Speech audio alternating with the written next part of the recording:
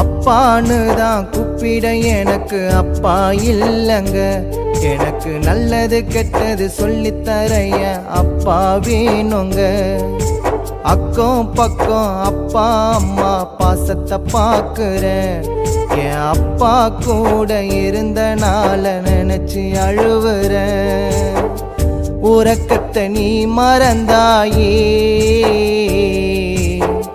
குடும்பத்தை நீ சுமந்தாயே,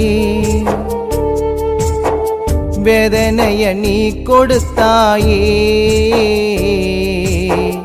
சொல்லாமல் நீ இறந்தாயே. ஒரு நிழல் போலதான் கூட இருந்தாயப்பா, மண்ணில் விதையாகதான் உன்னை புதைச்சோமப்பா. நீ இறந்தாலுமே என்ன மறக்காதப்பா.